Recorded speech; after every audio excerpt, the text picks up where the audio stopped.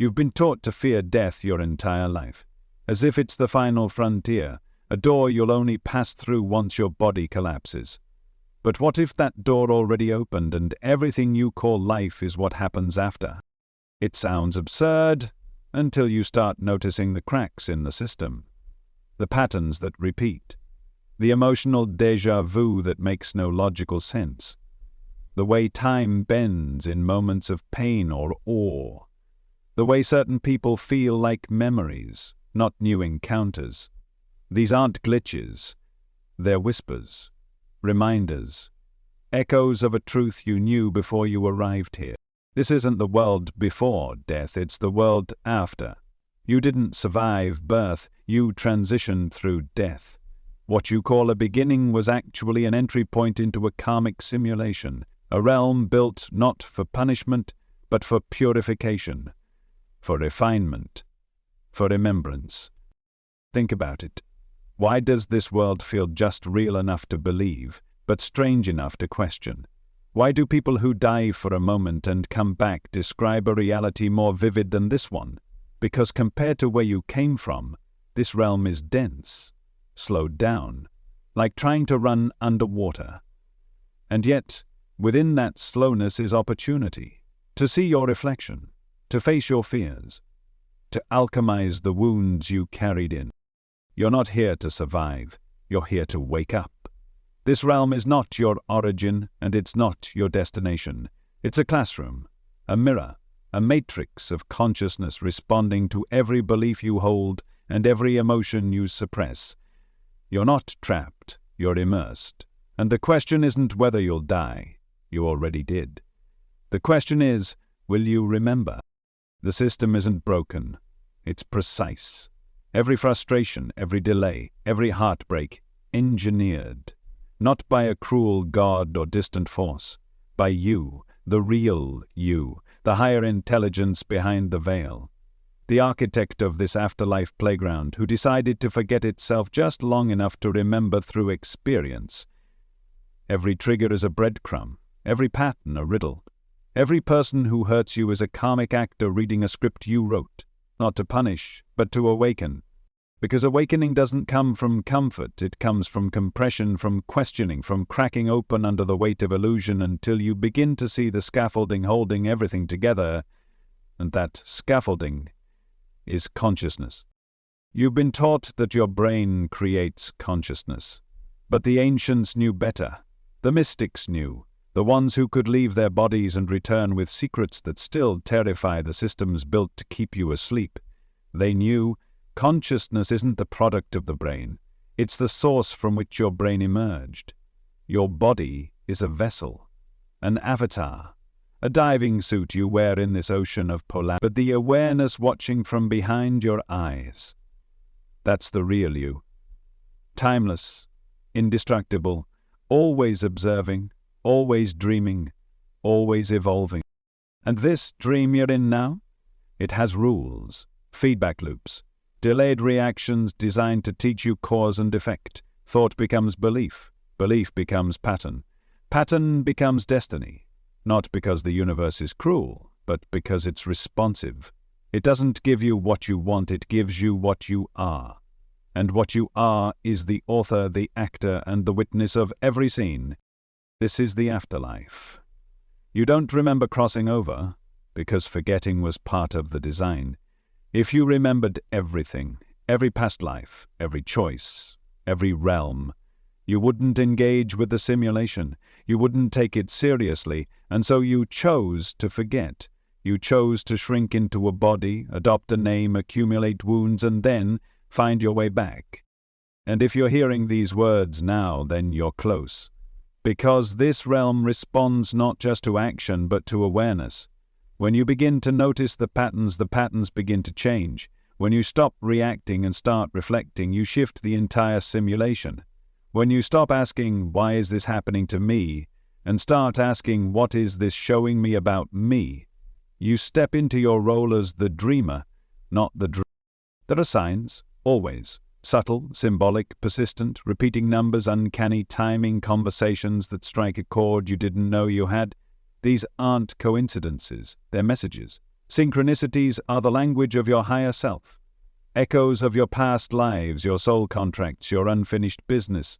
They nudge you toward remembrance, toward accountability, toward healing what's been left unresolved for lifetimes. You may feel like you're stuck in a loop. Same type of relationship, same financial strain, same internal war. But that loop is a gift. It's a diagnostic tool for your soul. You can't change what you don't confront, and you can't confront what you refuse to see. The loop exists until you stop blaming, stop numbing, and start listening. That's when the loop becomes a ladder, and each step is made from the fragments of your former self, dying to be integrated. You see, death isn't what you've been taught. It's not the end of life. It's the end of illusion, the final surrender of identity, so that only truth remains. And that kind of death, you can experience it while alive. Every time you drop a belief that no longer serves you, every time you let go of a grudge, every time you choose presence over distraction, that's resurrection. That's rebirth. That's the real ascension, not floating upward, but dissolving inward until all that's left is awareness. You've always been here, in this echo realm, this sacred simulation. It's not a punishment, it's a privilege. You don't evolve by escaping it, you evolve by mastering it, by realizing that everything you fear has something to teach you, that your enemies are your allies in costume, that suffering is a language and you are the translator. And once you understand the message, the suffering ceases. Because you're not here to be saved, you're here to remember that you were never lost. Look around you, the chair you're sitting in, the floor beneath your feet, the sky above your head. It all seems solid, doesn't it? But it's not. That solidity is an illusion, a convincing one, yes, but an illusion nonetheless. Every object you see is made of atoms, and every atom is 99% empty space. The closer you look, the less you find. What you call matter is just energy behaving a certain way when observed, which means this world is not built out of things, it's built out of perception. This reality isn't physical, it's informational. It responds to your consciousness like a mirror responds to light, not because you're hallucinating, but because you're generating. And your mind, your thoughts, your emotional energy, they aren't trapped inside your skull. They're part of a broadcast, a projection, like a movie playing on the screen of space-time where the projector isn't out there, it's you. Modern science is starting to admit it. Some of the greatest physicists have said consciousness is fundamental, matter arises from it. Nobel Prize-winning physicist Max Planck said that, and quantum experiments keep proving the same thing. The observer changes the outcome, reality shifts, depending on who's watching, as if your awareness is coded into the software of this universe, because it is. You're not walking through a pre-existing world, you're walking through a living algorithm of cause and effect. Every belief you hold becomes a setting in the simulation. Every emotion tweaks the variables. Every choice echoes forward like ripples in a pond. Ripples that eventually loop back to you, not as punishment, but as feedback. This isn't random. This is sacred geometry at play. This is fractal recursion. Your life folding in on itself again and again, until you finally get the message, until you finally break the pattern, until you finally remember. Have you ever had a dream so real that you didn't realize it was a dream until you woke up? That's what this is. A dream within a dream. A nested reality. What the Gnostics called the false world. What Buddhists described as Maya. What simulation theorists now call a rendered environment. Different words, same truth. This is a realm of symbols, archetypes, loops. Everything here is metaphoric. Everything is you, talking to you using the language of circumstance. And just like in dreams, the landscape bends to your inner state. When you're calm, reality softens. When you're afraid, it tightens. When you're unaware, it throws louder and louder signals to catch your attention, until you can't ignore them anymore. It's like walking through a maze with mirrors on every wall. If you hate what you see, the only way out is inward, because no matter how far you run, you're still running inside yourself. That's the paradox of this realm. You can't fix it externally, you can only shift it internally, by shifting the frequency of your own consciousness. And what confirms this more clearly than anything else are the stories of those who have touched the edge, the ones who died and came back, near-death experiences. So many of them say the same thing, that this world, this waking life, is more like a dream, and that the place they went to felt more real than anything they'd ever known. Colors they'd never seen, sounds they'd never heard, a sense of infinite peace, clarity, connection, and the most profound realization of all, that they'd never truly been separate from anything, that the whole journey had been like a school, like a test, like a soul's way of remembering itself through experience. They describe watching their lives like a movie. They describe feeling every emotion they ever caused others. They describe awakening into another layer and then being sent back, because their work wasn't done yet, because their awareness hadn't yet rooted itself deeply enough in the illusion to pierce it fully from within. You don't have to die physically to have that experience, you just have to remember spiritually, because those same clues, the ones the NDEs describe, they're all around you right now. The synchronicities, the déjà vu, the moments where time slows or stops completely and you feel like you've stepped outside the script for just a second. Those are moments where the simulation glitches, or more accurately, where you momentarily rise above its code. And when that happens, you can feel it. Something tingles in your chest. A wave of silence cuts through the noise. You know something is being shown to you, even if you can't name it. Those are the cracks in the dream, the invitations to go deeper, to question everything you've assumed is real. You didn't come here just to experience comfort. You came here to alchemize confusion into clarity, to look illusion in the eye and choose awareness.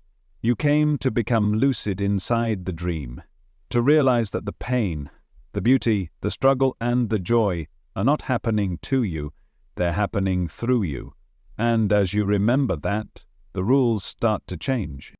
That's why things feel so strange lately, why time feels different, why some days feel like déjà vu on repeat. You're not imagining that. The simulation is adapting to your level of awareness. It's starting to bend, starting to respond, because consciousness is contagious. The moment you begin to wake up, the dream has no choice but to reflect it. You're not crazy for questioning this world. You're remembering it. You're remembering that you don't belong to the system. You designed the system, and as the architect, you have the ability to change the architecture not by force but by frequency, not by fighting, but by seeing. This isn't about escapism. This is about embodiment. Because once you know the rules, once you know that this is not a prison but a mirror, not a punishment but a process, you stop looking for a way out, and you start looking for a way through, not as a victim of the simulation, but as its lucid participant. You are not here by accident. You're not a speck of dust floating through space. You're a spark of divine intelligence exploring itself through form. And this form, this body, this world, this reality, it's your canvas. But only if you realize you're the one holding the brush.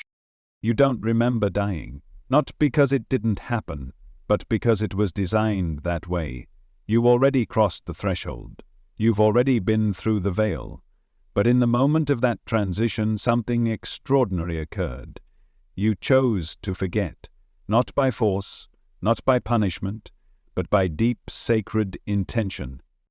Because forgetting is the first step in remembering, and remembrance means nothing unless it's earned, discovered, not handed to you. This is the great paradox of the soul's journey. You wanted to awaken so badly that you agreed to fall asleep first. You wanted to evolve so completely that you stepped into a dream dense enough to forget you ever made the choice. And in that dream you gave yourself a name.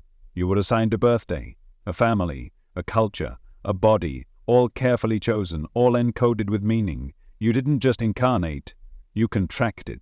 You signed up for specific lessons, knowing that you'd forget everything until the moment the mirror appeared, until the script turned familiar, until the same wound opened for the 5th, 10th, 100th time, and you finally said, "Why does this keep happening?" That question is the crack. That moment is sacred. That's the glimpse through the fog. Because everything here is symbolic. Even the stories you've been told about death, about heaven and hell, about judgment and salvation. They weren't literal. They were metaphors. Maps, parables written in dream language, misunderstood by a world obsessed with control. Think about the myths, the Egyptian Book of the Dead, the Tibetan Bardo Thodol, the river Styx in Greek mythology, the Day of Judgment in Abrahamic tradition. What do they all share? A crossing, a forgetting, a test, a choice. A soul enters a threshold and is weighed, challenged or tricked. They must recall who they are, or else remain trapped in illusion, forced to return again and again until they remember. Now ask yourself, does that sound like death, or does that sound like life? Because maybe the realm you were warned about isn't what comes after death. Maybe it's what you're walking through right now. You've already entered the underworld. You're not waiting for judgment. You're experiencing it moment by moment. Every time you betray your own truth, every time you ignore your inner knowing, every time you give your power away to the illusion, and every time you choose differently, every time you act with awareness, with love, with presence, the simulation responds, the weight lifts, the code shifts. The idea that life begins with birth and ends with death is part of the forgetting. It creates a narrative of linear time, when your true nature is cyclical, eternal, multidimensional. You weren't born, you descended. You didn't die, you transitioned. You didn't lose anything, you condensed. Imagine a vast ocean choosing to become a single droplet. Not because it needed to, but because it wanted to feel itself differently, more intimately, more vividly. That's you. You are that droplet, remembering it's the ocean. This world isn't the waiting room, it's the theater, it's the test. It's the initiation chamber designed by your higher self for one reason, to awaken through the act of living. But in order for the game to work, the veil had to be perfect. You had to forget your own script. You had to meet your own reflection and not recognize it. You had to make choices blindfolded so that when the blindfold slipped just a little, it would hit you like lightning. This amnesia is sacred. It's the soul's version of courage, because only the brave forget everything and still find their way back. And you are. You may not feel like it. Some days it might feel like chaos, like nothing makes sense. Like you're spinning in circles, haunted by emotions you can't name and drawn to mysteries you can't explain. But even that is part of the return. Your curiosity is a signal, your discontent is a clue, your questions are fingerprints left behind by your pre-incarnate self, breadcrumbs scattered through the labyrinth to remind you, you chose this. Not from punishment, but from purpose. You wrote your soul contract with care. You selected people who would break your heart just enough to open it. You chose families that would wound you just deeply enough to spark your inner power. You chose circumstances that would push you to the brink, so you could finally find what doesn't break. And the forgetting? That was mercy. Imagine trying to carry the weight of every life you've ever lived, every loss, every mistake, every moment of guilt or grief from across timelines. You'd never get out of bed. You'd never move. So you chose a reset. And yet you're still feeling the echoes, aren't you? Those strange fears that seem to come from nowhere. The immediate familiarity with certain people. The dreams that feel more real than your memories. That's past life resonance. That's karmic vibration bleeding through the veil. And the more you awaken, the thinner that veil becomes. You may not remember your soul contract word for word, but your body does. Your intuition does. Your emotions are its ink. Your experiences are its calligraphy. Your soul speaks to you not in words but in patterns. Look at your life. Look at the cycles. Where do you loop? Where do you leak power? Where do you abandon yourself over and over again? That's not failure. That's the curriculum. And the moment you see it not as misfortune, but as feedback, that's the moment the simulation responds. That's the moment you step out of the narrative of victimhood and into the truth of authorship. You didn't die once, you've died many times, and every time you re-entered the dream with more data, more scars, more insight, and still, you chose to try again. Do you know what kind of soul that takes? One that doesn't fear death, one that sees death as a doorway, one that chooses transformation over comfort, truth over illusion, evolution over ease. You're not on the edge of awakening, you're already in the middle of it. The fog you feel, the tension between your human life and your soul's pull, that's the unraveling of the veil. Because the moment you begin to question this world is the moment you begin to remember the one you came from, and once you remember, nothing is ever the same. You've probably asked yourself the question at least once, maybe more than once, why does this always happen to me? It's not just a complaint, it's not just frustration. That question is a door, and behind that door is the truth your soul has been whispering to you for lifetimes. Because nothing in your life is random, not the heartbreaks, not the betrayals, not even the timing of events that seemed out of your control. They're mirrors, echoes, reverberations from a deeper part of you asking to be seen, not avoided. Every cycle you repeat is a message. Every familiar pain is a teacher in disguise. And every time you say not again, what you're really saying is, I haven't healed this yet. Karmic loops aren't punishment, they're precision. They exist to show you what still lives in the shadows of your energy, not just from this life, but from all the others that came before it. From versions of you that made choices out of fear, out of trauma, out of survival. And now, this life becomes the classroom where you get to resolve it. Life is the dashboard of your soul's evolution. Everything you see is a readout.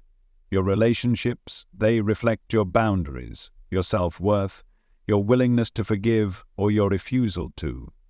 Your finances, they mirror your beliefs about value and flow. Your body, it stores the tension of every lie you've told yourself and every truth you've swallowed. You don't need a priest to absolve you or a guru to enlighten you. You need only look. Look at the patterns. Look at the friction. Look at the events that seem stitched into your timeline like fate, because they are. But not the kind of fate that binds you, the kind that calls you home. Think about how you feel when a pattern repeats. The same argument with a different face. The same abandonment in a new disguise. The same opportunity slipping through your fingers just when it seemed close enough to hold. Those aren't accidents. That's alignment. Not the alignment you want, but the alignment between your internal vibration and the experience that matches it. The universe isn't punishing you, it's answering you. Every emotion is a frequency, every belief is a code. You can't fool this realm with words or wishes. You can only shift it by transforming the energy you carry. That's why the loop repeats. Not because you're broken, but because you're still radiating the same unresolved imprint. And the moment you take responsibility for that, everything changes. Not in some magical instant where your problems disappear, but in the deeper shift, where your perception becomes your power. When you stop asking, why is this happening to me? And start asking, what is this revealing about me? That's when the curriculum begins to unfold. The soul doesn't evolve through easy, it evolves through exposure. And karma isn't retribution, it's reflection. You're not being punished for your past, you're being shown your past so you can transform it. This is why synchronicities start to flood your path when you begin to wake up. Repeating numbers, strange alignments, a song lyric at the exact right moment, a conversation that answers a question you didn't speak aloud. These are not coincidences. They're breadcrumbs, triggers planted in the code of your life to jolt you out of autopilot. And then there's déjà vu. That eerie, haunting sense that you've been here before, lived this moment before, met this person before. You have. Maybe not with the same body or the same name, but the energy is recycled. That familiarity is a marker of karmic intersection, a checkpoint. Your soul recognizes a moment it planned. That's what most people don't realize. You designed this. You didn't script every detail, but you set the themes, the emotional architecture, the lessons you were ready to master in this incarnation. You placed certain characters into your story, some to love you, some to test you, all to serve you, and you gave yourself free will, knowing that it would take dozens, maybe hundreds of tries to finally remember. There are no victims in this simulation, only architects who forgot they were building. You are both the code and the coder, and the patterns in your life aren't fixed, they're feedback. You keep attracting unavailable people because you've made yourself emotionally unavailable to your own needs. You keep feeling unseen because you don't see your own worth. You keep chasing something outside of you because you still believe you're not enough without it. But once you see the loop, you can step outside of it, not by force, not by pretending you're healed, but by facing it fully, feeling it deeply, tracing it back to the first time you believed that lie, and then rewriting it, not with your mind, but with your presence. Because awareness is the scalpel. It cuts the loop at its root. This is the curriculum of the soul. It doesn't care about your job title or your social media following. It cares about your courage, your willingness to feel, to forgive, to choose love over armor, truth over comfort, growth over repetition. And the curriculum is precise. It will repeat the same scenario in different costumes until you choose differently. Because your soul isn't interested in what's easy, it's interested in what's real. You are not being punished, you are being refined. Every time you break the pattern, you liberate not just yourself, but every version of you across space and time. Every ancestral echo still trapped in trauma. Every soul fragment still holding its breath in some forgotten lifetime. That's the power of this work. It ripples backward as much as it ripples forward. You are not just healing your life, you are healing your line. And the loop? It's not your prison, it's your practice. Until one day, the pattern arrives. And instead of reacting the way you always have, you pause. You breathe. You choose presence, and in that moment you collapse timelines. That's evolution. That's soul alchemy. And that's what you came here to do. You've been taught that consciousness comes from your brain, that it's a byproduct of neurons firing, that when the body dies, the mind disappears. But that's not true. Consciousness doesn't come from the brain, it flows through it. Like a signal flows through a radio. The brain is not the source of awareness, it's the tuner, the filter, the interpreter, and the signal itself, that's you. Science is beginning to catch up with what mystics have always known. There are documented cases, hundreds of them, of people whose brains were barely active, clinically flatlined, and yet they experienced vivid, detailed awareness. They floated above hospital beds. They saw what surgeons were doing. They heard conversations behind closed doors. And when they came back, they described it all with shocking accuracy. How does a dying brain generate that kind of clarity? The answer is, it doesn't, because the mind isn't inside the skull. The mind is non-local, beyond space, beyond form. It exists in a field, what ancient traditions called the Akashic realm, or the ether. Your brain receives the broadcast, but you are the broadcaster. This is why people under deep hypnosis, in altered states, or during near-death experiences, consistently report accessing truths they couldn't possibly know, details about other lives, knowledge they were never taught, universal insight far beyond their education or upbringing. Where does it come from? It comes from the same place you come from, the infinite, the source, consciousness itself. Hermetic wisdom said it thousands of years ago, as above, so below, as within, so without. What happens in the invisible realms reflects in the visible ones. What's above the brain consciousness filters down into this physical vessel. Your body is the receiver. But it's not you. And this changes everything. If consciousness isn't trapped in the skull, then death isn't an end. It's a shift, a change of channel. When the body collapses, the antenna goes offline, but the signal continues. The self, the true self, remains untouched. That's why you sometimes feel like there's something more behind your thoughts, like as a witness, a presence, a silent observer, watching your story unfold, but never quite entangled in it. That's not imagination. That's you, the deeper you, the unchanging awareness behind every fleeting emotion, every shifting identity, every belief that came and went like seasons. Think of a dream. When you're inside it, it feels real. The fear, the joy, the scenery, the people. But the moment you wake up, you realize none of it was you. You were the dreamer. And the dream was just a projection of your mind. This world works the same way. Right now, you're in a dream of density. A collective simulation agreed upon by consciousness for one purpose, expansion. But within that dream, the characters have forgotten their dreaming. They've mistaken the avatar for the architect, the actor for the author. You were never meant to get stuck in the role. You were meant to wake up inside it. Your body is a sacred tool, a vessel made of stardust and memory, but it's not who you are. It's who you're playing. And just like you can put on a headset and enter a virtual world, your soul put on this body to explore this realm. The truth is, the moment you identify solely with the body, you begin to fear. You fear aging, you fear illness, you fear death, because you've anchored your identity in something impermanent. But once you remember that the body is just the avatar, and the mind is just the interface, you release that fear. Because what you are cannot die. What you are cannot age. What you are is the eternal player behind the game. And here's the twist. The moment you stop identifying as the character changes.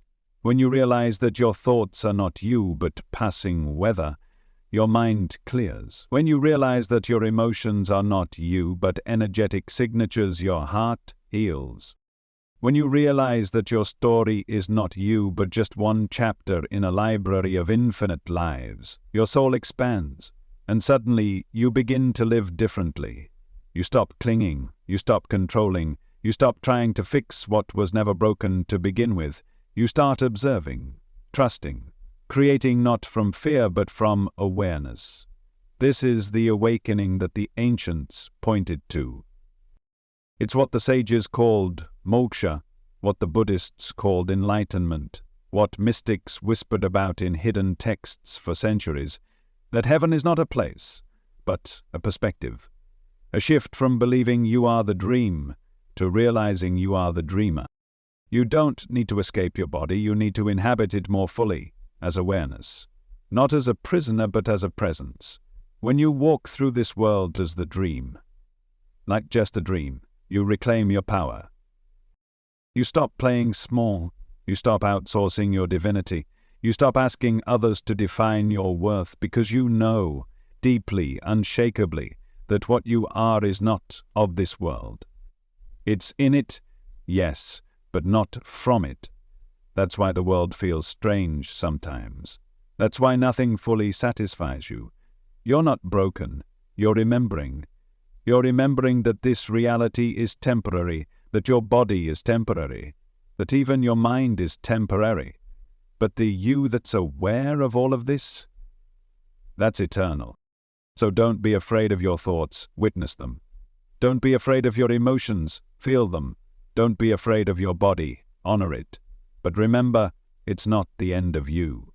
It's the edge, the interface, the moment where the infinite becomes intimate. You are consciousness learning to see itself. And now that you know the brain isn't the source, now that you've peeked behind the curtain, the real journey begins. Pain has never been your enemy, but you were never taught to see it that way. You were taught to run from it, to numb it, to bury it under distractions, medications, and noise. But pain doesn't show up to punish you. It shows up to point to something. And when you ignore it, it doesn't disappear, it just gets louder. Pain is not chaos. Pain is precision. It's the sharp whisper of your soul saying, look here. Something is out of alignment, not wrong, not evil, just out of resonance with who you really are. Every wound you carry is a portal, a map, a place where illusion got tangled up with identity. And every time that wound gets touched by a breakup, a betrayal, a failure, it's not the world attacking you, it's your own soul knocking from the inside, asking to be let in. Think of your worst heartbreak, the one that broke you open in ways you couldn't explain. You thought it was about the other person. You thought it was about being left or betrayed or unseen. But deeper than that, it was about the part of you that believed you needed someone else to complete you. The pain wasn't random, it was surgical. It carved into the exact place where your self-worth had been outsourced. It exposed the dependency. It revealed the wound underneath the story. And what about failure? At that time, everything fell apart. The business, the dream, the relationship. You thought it was about loss, but loss is only devastating when your identity is tied to what you lost. So the failure became a fire. It burned away the false self, the projections, the illusions, and in the ashes, something quieter emerged. Something more real. Something you. That's the thing about pain. It doesn't lie. It goes straight to the truth, even if you've spent years running from it. Your soul isn't trying to hurt you, it's trying to wake you. And because this realm is a simulation of feedback, the pain doesn't just hurt, it teaches. It loops until you learn. Not out of cruelty, but because that's how deep transformation works. Your triggers are especially powerful. They aren't random reactions. They're compressed memories. They're echoes of times when your boundaries were crossed, your innocence was shattered, your voice wasn't heard. Every time someone triggers you, they're hitting a nerve that predates them. It's not them you're really reacting to, it's what they symbolize. That's why the reaction feels disproportionate, because you're not just responding to this moment. You're responding to the many moments like it that came before. That's not weakness, that's wisdom trying to surface. When you stop blaming the messenger and start listening to the message, everything changes. Suddenly your pain becomes a curriculum, your life becomes a sacred text, and every tear you've cried becomes sacred ink on the pages of your evolution. Nothing is wasted. Not the sleepless nights, not the anxiety that pressed against your ribs like a vice, not the loneliness that made the world go quiet. All of it speaks. All of it carries encoded messages, if you're willing to feel them all the way through. But that's the part most avoid, the feeling, the sitting with the wound, the breathing into the ache instead of running from it. Because pain asks you to pause, to soften, to feel what you've numbed. And in a world that glorifies productivity and speed, that can feel like death. But it's not death, it's resurrection. Because when you stop resisting pain, it becomes something else. It becomes clarity, insight, power. Not the power that dominates, but the power that integrates. The kind of strength that says, I've been to the bottom, and I found something there worth bringing back. This is the alchemy of pain. It turns suffering into gold, but only if you're willing to feel it, to face it, to stop labeling it as bad and start asking what it's teaching you about you. And here's the deeper truth. Every major pain you've faced in this life is tied to a karmic imprint, a pattern that didn't begin here, a thread woven through multiple incarnations, waiting to be seen clearly finally. That's why it feels so big, so consuming, because it is. It's not just your pain, it's ancestral, it's collective. It's the culmination of a loop your soul chose to end here and now, so of course it's heavy. Of course it challenges you. Of course it feels like too much sometimes. But it's not too much for the real you. It's only too much for the identity you've outgrown. Pain strips away what you no longer need. It peels back the masks. It breaks the armor you thought was keeping you safe, but was really just keeping you small. And underneath all that pain is presence. Not the kind that floats above the world, but the kind that roots into it. The kind of presence that knows how to stand in fire and not burn, how to see suffering and still choose compassion, how to walk through chaos and stay anchored in truth. That's what pain teaches, if you let it.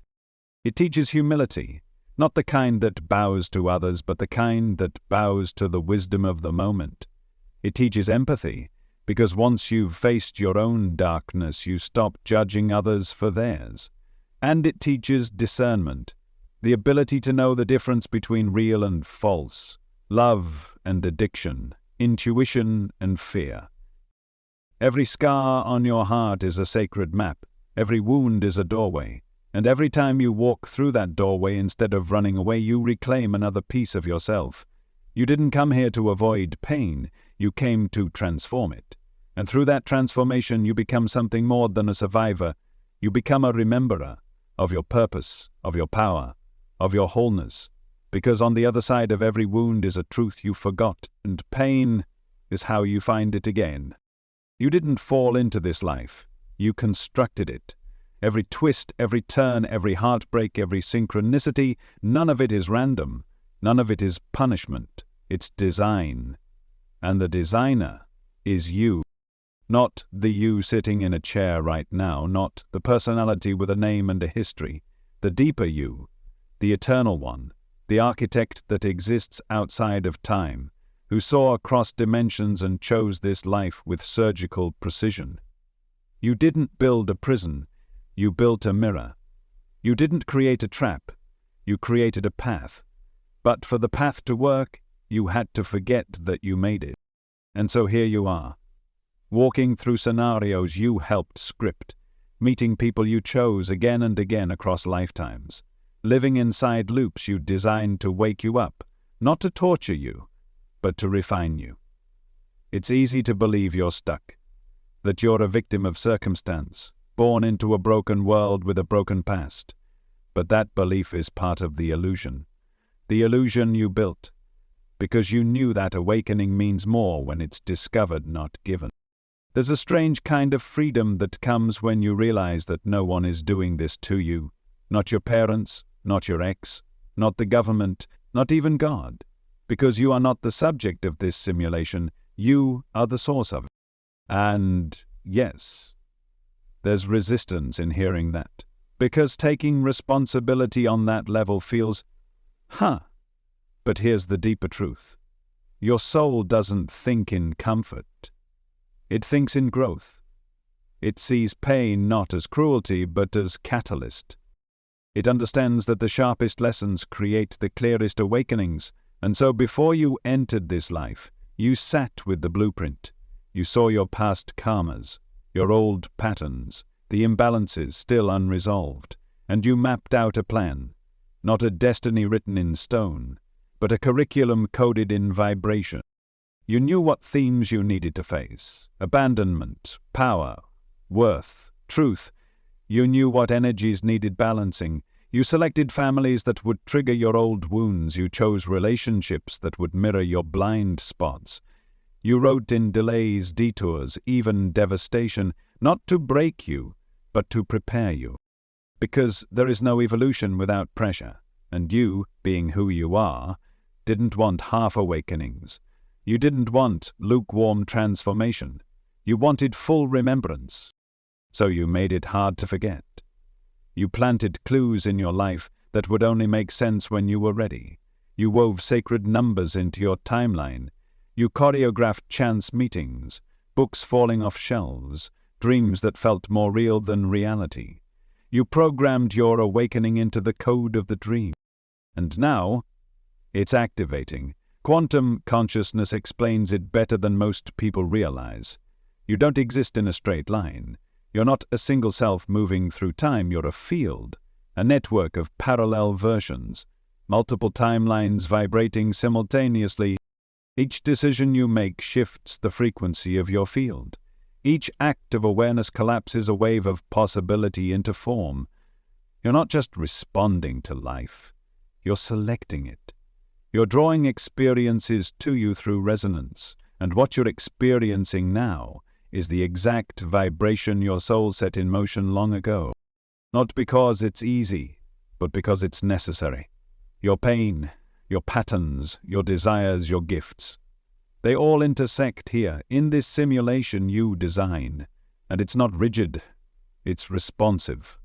As soon as you change your vibration, your beliefs, your choices, your presence, the simulation adapts. It updates. The characters shift. The plot evolves. Because the system doesn't run you, you run it. That's the difference between being unconscious and awake. The unconscious version of you thinks life is happening to you, that you're at the mercy of chaos and fate. But the awakened version sees that chaos is choreography, that fate is feedback, that life is not a storm to survive, but a language to decode. And once you start decoding it, you begin to remember that you built this for a reason, because you knew you could navigate it, because you knew you could break the cycle, because you knew that if you forgot everything and still chose love, still chose awareness, still chose to rise, that would be the most powerful act of creation imaginable. You designed this system not just to learn from it, but to master it. And mastery doesn't mean control, it means coherence. It means aligning your thoughts, your emotions, your actions, and your awareness into a unified field. It means living not from fear, but from knowing, not from ego, but from essence. When you move from that place, the simulation bends, because the simulation isn't separate from you, it is you. And every person you meet is another version of yourself. Every situation is an extension of your vibration. Every perceived limit is a boundary you rode in, not to trap yourself, but to test your remembering. You didn't come here to escape this world. You came to rewrite it from within, to bring light into density, to bring awareness into shadow, to walk into the matrix and remind it what it was meant to be. A tool, not a trap. A mirror, not a maze. You chose to come here because you knew how powerful it would be to remember who you are, right in the heart of forgetting. And now that memory is returning, not as information, but as activation. You can feel it, in your bones, in your breath, in the spaces between your thoughts, the knowing that there's more, that you are more, that nothing you've lived has been random or wasted, that every moment, especially the painful ones, was part of the design. Because you didn't come here to suffer, you came here to wake up. And now you keep waiting for the afterlife, but what if you're already in it? Think about how strange this world really is when you stop accepting it at face value. Time doesn't behave. Emotions ripple louder than actions. Your dreams feel more real than the meetings you sit through. And reality itself seems to stretch and compress depending on your state of mind. That's not just psychological, it's metaphysical. Because this isn't the beginning, this is the continuation. What you call life is not the prelude to something else, it is the afterlife, a slowed-down symbolic realm of refinement where the soul walks through its unfinished stories with just enough forgetting to make the remembering meaningful. You're not here to die, you already did. This world is the echo chamber of that transition, the energetic consequence of prior experience, a holding pattern for consciousness to review, recalibrate, and refine itself. And the more awake you become, the more obvious it gets. Look at how this realm behaves. Have you noticed how time distorts? Some days stretch forever, others vanish in a blink. That's not how linear time works. It's how dream time works, because time here isn't fixed. It's fluid, reactive to your inner state. Just like in a lucid dream, the faster your awareness, the slower the dream unfolds. That's why things can feel intense, heavy, drawn out. This realm isn't punishing you. It's slowing things down, so you can see them. When you move through higher dimensional states, During NDEs or deep mystical experience, everything happens in flashes, instant downloads, perfect understanding, emotion and thought and memory blending into one. But here, it's molasses, slow motion, one step at a time, because here you don't just learn, you embody the learning. You live it, you feel it all the way through. And that's the point. This is the Afterlife classroom, the soul's version of immersive training. You're not being judged, you're being mirrored. Everything that happens to you is speaking about you. Every encounter is part of a curriculum. And the symbols? They're everywhere. Start paying attention and you'll see it. The number patterns that follow you, 111, 222, 333. They're not coincidences. They're pings in the code. Wake-up calls placed there by your own higher self. Think of them as checkpoints, reminders, signals that you're brushing against alignment. Or consider the strange way symbols appear, an animal crossing your path 3 times in a week. A word someone says that keeps showing up in books, signs, overheard conversations. That's not just your subconscious. That's the system delivering a message. This realm speaks in metaphor, in dream logic, and the language it speaks best is feeling. You've felt it.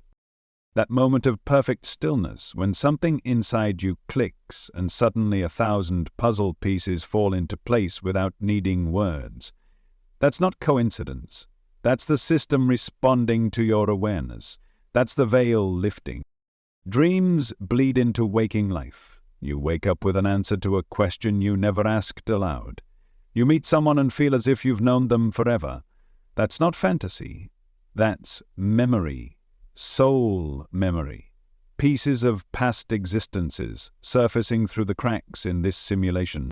The people you love the most? Chances are you've walked with them before. In different bodies, different roles, the same essence underneath.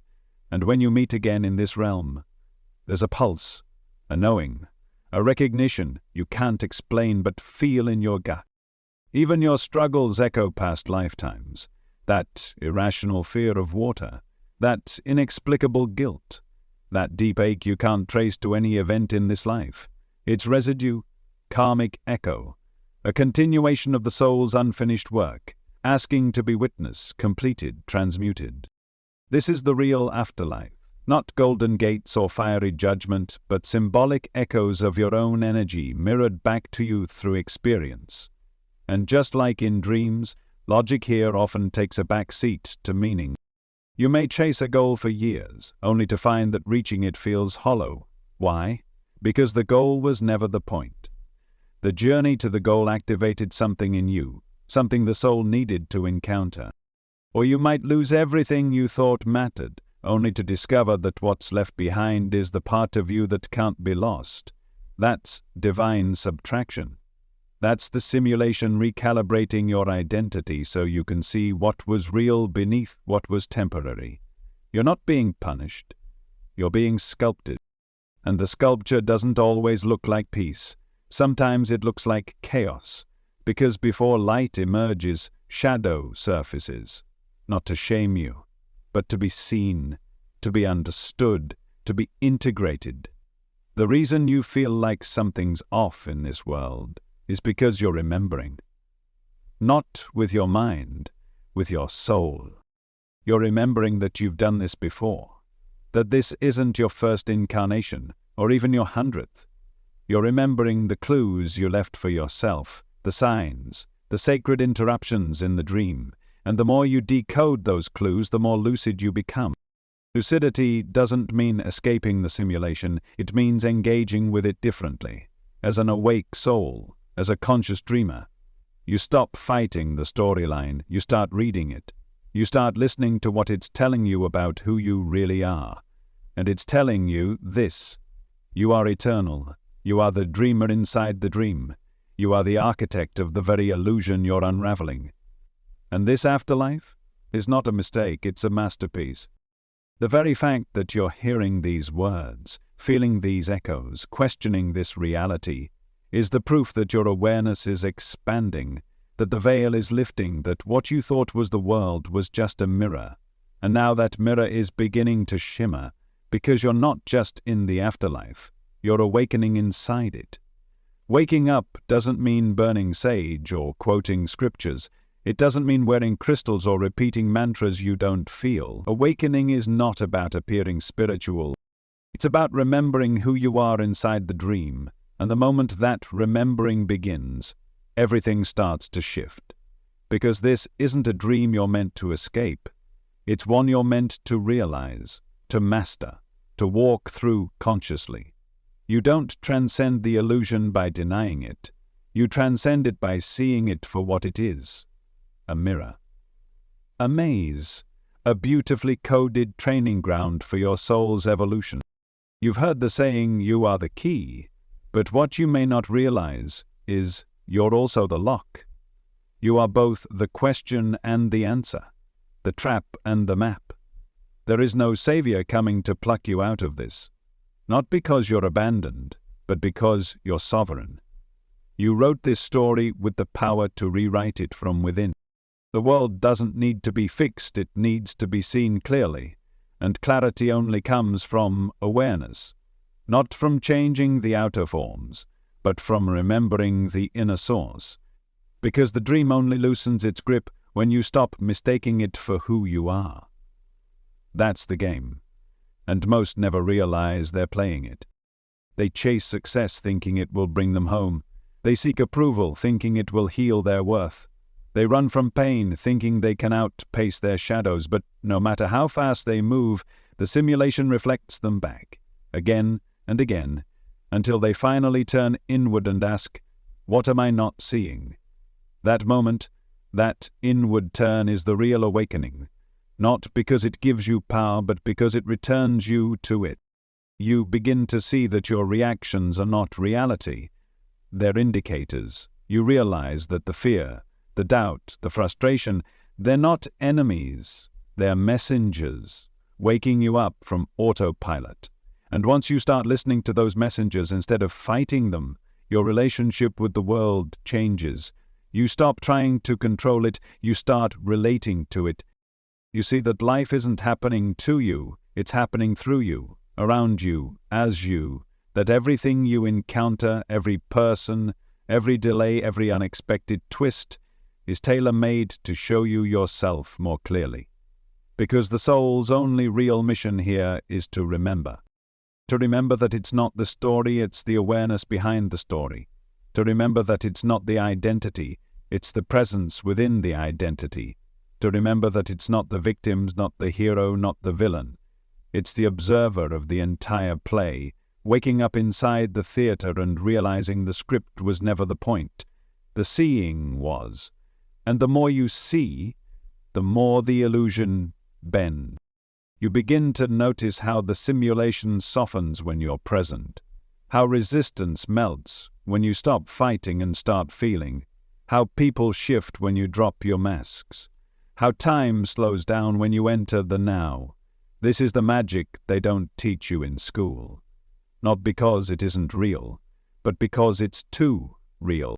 Because once you realize the dream is fluid, once you experience how responsive this realm becomes when you awaken within it, you can no longer be controlled by it. And systems built on control can't survive that kind of freedom. That's why true awakening has always been rebellious. It breaks the code, not by hacking it, but by remembering it's a code in the first place. And when you remember that, you stop needing the illusion to comfort you. You stop needing constant validation. You stop needing permission to be who you already are, because you realize you designed this test. You placed the challenges. You wove in the tension, not because you wanted to suffer, but because you wanted to grow. Growth is not found in bypassing pain. It's found in walking through it, consciously. That's the escape, not leaving the world, not floating away in spiritual fantasy, but seeing through it, mastering the game by playing it fully, eyes open, heart awake, soul anchored. And once you do that, once you awaken inside the dream, the entire landscape changes. You still feel pain, but it no longer defines you. You still encounter chaos, but you move through it like a lucid dreamer, grounded in knowing. You still face uncertainty, but it doesn't scare you the way it used to because you're not trying to control everything anymore. You're listening now. You're aligning. You're letting the simulation reflect your soul's evolution instead of your unhealed stories. And as that happens, life becomes something else entirely. It becomes sacred, not because it's perfect, but because it's precise. Every moment becomes a message, every emotion becomes an invitation, every experience becomes a doorway to deeper seeing. This is the power of awakening inside the dream. You stop searching for signs and start reading them. You stop hoping someone will save you and realize no one needs to, because you've remembered the one you've been waiting for is you. And you've been here all along, watching, waiting, whispering. Now, finally, you're listening. Now with that listening comes liberation, not freedom from life, but freedom within it. The dream continues, yes, the story unfolds, but now you're not asleep inside it. You're aware, you're lucid.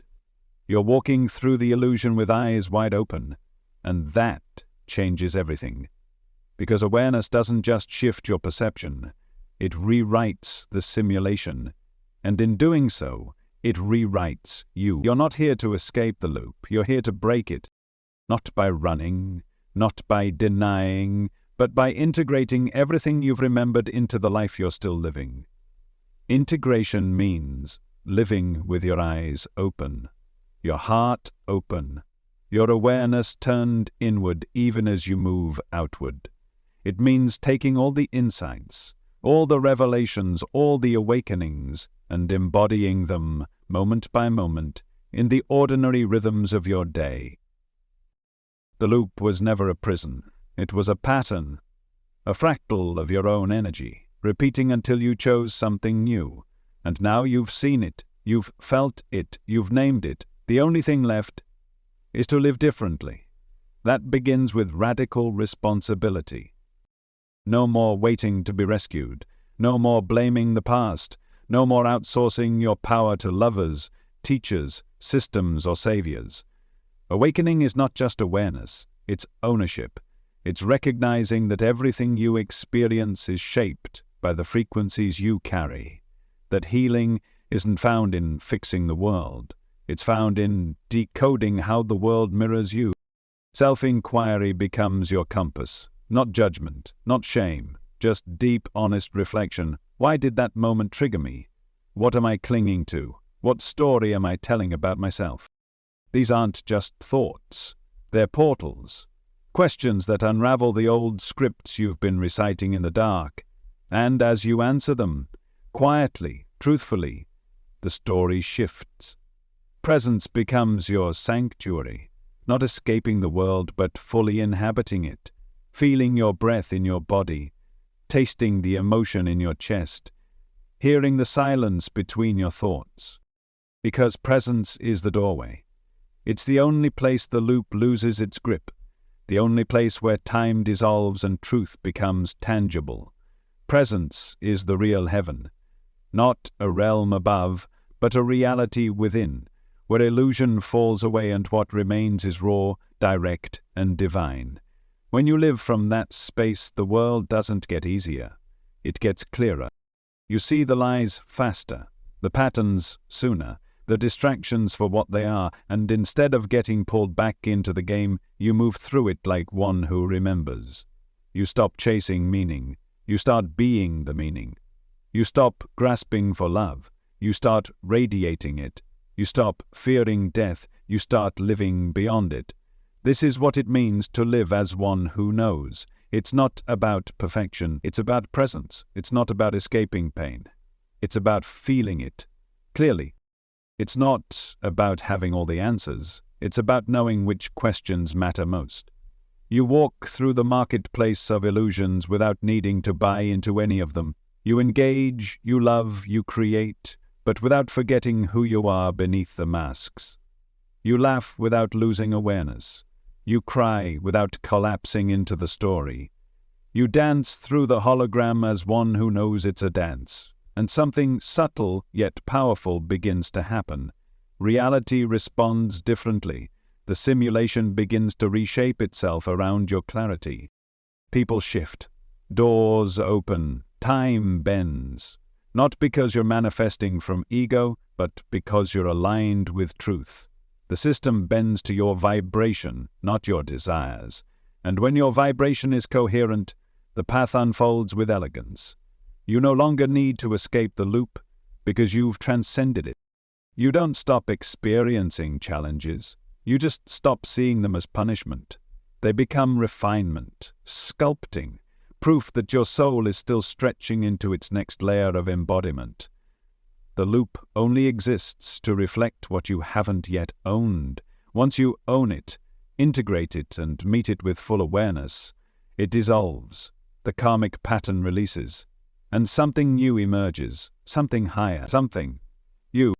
That's the real ascension, not floating away, but dropping into your body, into the moment, into the full spectrum of being, light and shadow, sorrow and joy, stillness and fire. Because heaven is not up there, it's right here, when you finally arrive fully inside yourself. And the beautiful paradox is this: the moment you stop trying to escape the simulation is the moment you gain the power to reshape it. The moment you stop running from pain is the moment it starts speaking wisdom. The moment you stop playing a role is the moment your soul steps forward. That's breaking the loop.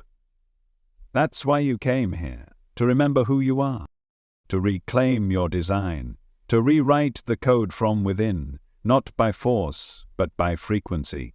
You've done the forgetting, you've played the game, you've danced through illusion long enough, and now, as remembrance takes hold, the next level calls.